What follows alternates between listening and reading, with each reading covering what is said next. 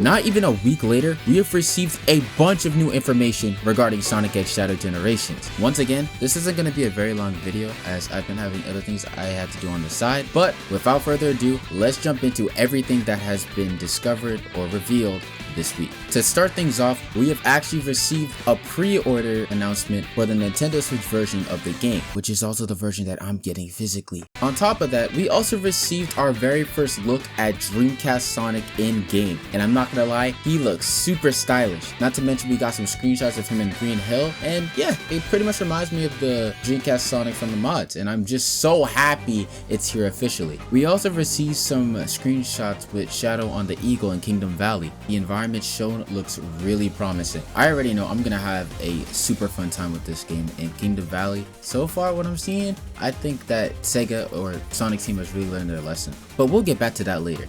On the topic of Kingdom Valley, we also received a brand new leak on Spotify of all places of the full trailer version of the Kingdom Valley Act 1 remix that was uploaded by Odyssey Studios, which apparently is a company or studio ran by Richard Jacques, who's known for his music on Sonic R and Team Sonic Racing. And after listening to the full thing and also hearing it right now as you're watching this video, I like this remix a lot, and it definitely shows that it took elements from like almost all versions of the song. So honestly, props to the composer on that. If it is Richard Jacques, good job. I'll be sure to link the song in the description if y'all would like to listen to it too, because it's been up for like a good 12 hours now, so I don't think it's coming down anytime soon. Not to mention that key art that's with the album looks nice. And that's certainly not the only piece of key art that we're seeing. According to the official Sonic the Hedgehog Twitter, when you buy the physical version of the game, you will actually be receiving a reversible cover with not only the English key art of the game, but also the Japanese key art, which is something that I know me and a lot of Sonic fans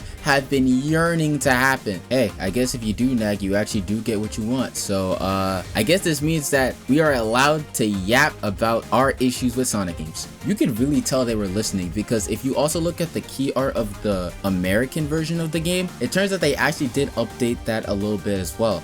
I know people are gonna say, oh, they just added PNGs and stuff like that, but if you really look at it, this version, honestly, it looks a lot more eye-catching than the original version of the American cover that we had, especially because it pops out a lot more. And it also in a way kind of resembles how the Japanese one looks, but you know, on the American side. So instead of just having Sonic and Shadow, it's Sonic, Classic Sonic, Modern Sonic, Black Doom, and then you have the Chows on the side. So like it really exemplifies which side of the spectrum is where. So you have like the hero side, or I guess like the generation side, where like the Chows and stuff like that in Green Hill, and then you have Shadow's side of the story, where basically it's Westopolis and you see Black Doom right there. So honestly, that's a really nice detail, and I'm super happy that they updated the key art for this game because it looks a lot better, and I can't wait to see it when I get the physical version as well as the Japanese cover as well. Now this is a little bit of bonus information, but for those who don't remember, the director of this game is actually Shun Nakamura, and if y'all don't know, he is very infamous for his take on how a Sonic game should be due to an interview he had when he was directing Sonic Forces. He actually played recently Sonic X Shadow Generations for the public at some Japanese event, I'm pretty sure, and I'm not gonna lie, I was pretty impressed with him just not boosting like the entire time, and he was actually pretty good. I know some of the journalists and stuff like that don't really know how to play a Sonic game, but you know, as long as the director knows how to play his own game, you know, that's a good thing. I don't know, I guess I was just overthinking it a little bit, you know? Also, not to mention, it was a great opportunity to see the actual HUD in the game in HD, and it looks fantastic. Like compared to what we had in Forces and Frontiers, this just sweeps it entirely. Like it keeps anticipating me to find out more and more about this game, and I just can't wait for October to hit, man. I cannot wait. But that's gonna be all for today's video. Make sure to like, subscribe. If you like Sonic, make sure to come into my Discord server because we tend to talk about Sonic a lot, and I will see you all in the next video. Stay safe and take care.